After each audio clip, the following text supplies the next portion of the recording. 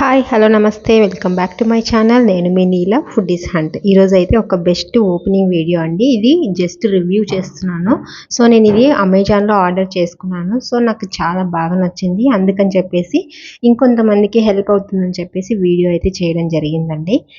వంటలు చేసే ప్రతి మహిళకి ఈ వీడియో అయితే తప్పనిసరిగా హెల్ప్ అవుతుంది. ఎందుకంటే మనకి తక్కువ ప్రైస్లో ఇంట్లో యూజ్ చేసుకునే రోలు రోకలి రెండు మనము ఆన్లైన్లో పర్చేస్ చేసుకొని యూజ్ చేసేసుకోవచ్చు. అది మనం కొన్న తర్వాత దాన్ని ఏ విధంగా వాడాలి అనేది వీడియో అండి. సో నేను ఇక్కడ అమెజాన్లో అయితే 15 kgs ఉందండి. ఇది వెయిట్ వచ్చేసి మనకు. మీకు ఒకవేళ పెద్ద సైజులో కావాలంటే కూడా అవైలబుల్లో ఉన్నాయి. ఇదైతే మనకి చాలా తక్కువ ప్రైస్లో స్టోన్ అండి. ఇది పూర్తిగా రాయి అన్నమాట. మనకి తక్కువ ప్రైస్లో మంచి ఫినిషింగ్తో క్వాలిటీ రోల్ అనేది మనకి అమెజాన్లో అయితే దొరుకుతుంది. సో తప్పకుండా ఎవరైనా పర్చేస్ చేసుకోవాలి అనుకుంటే డిస్క్రిప్షన్లో అయితే లింక్ ఇచ్చాను. మీరు ఒకవేళ కొనుక్కోవాలి అనుకుంటే డైరెక్ట్గా అక్కడ నుంచి మీరు అమెజాన్లో పర్చేస్ చేసేసుకోవచ్చు.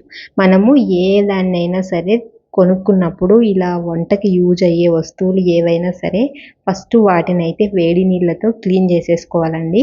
నేను ఇక్కడ రోలుని ఎందుకు క్లీన్ చేస్తున్నానంటే కొన్నిసార్లు మనకి క్రాక్స్ ఉన్నవి అంటే చీలిపోయినవి వస్తూ ఉంటాయి కదా. సో అలాంటివి మనకి ఒట్టిగా ఉన్నదానికంటే తడిలో ఎక్కువగా బాగా క్లియర్గా కనిపిస్తుంది అనమాట.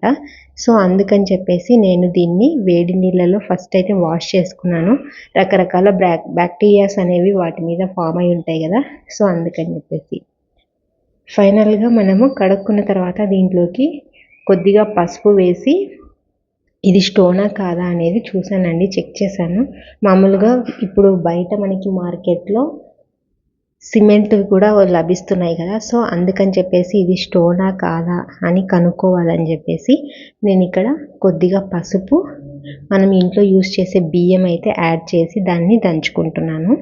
మీరు కూడా ఈ విధంగా పసుపుతో ట్రై చేయండి. మీరు ఒకవేళ తీసుకున్నది స్టోన్ కాకుండా సిమెంట్ లాంటిది ఏదైనా ఉంది అంటే మీరు దంచేటప్పుడు ఆ రాపిడికి కొంచెం సిమెంట్ పొడిలాగా మీకు వైటిష్లో కనిపిస్తుంది. ఇంకొకటి గమనించవలసింది ఏంటి అంటే మనం ఈ రోలుని యూస్ చేసే కొద్దీ అది నలుపుగా వస్తుందండి. కొన్ని రోజుల వరకు తెల్లగానే ఉంటుంది.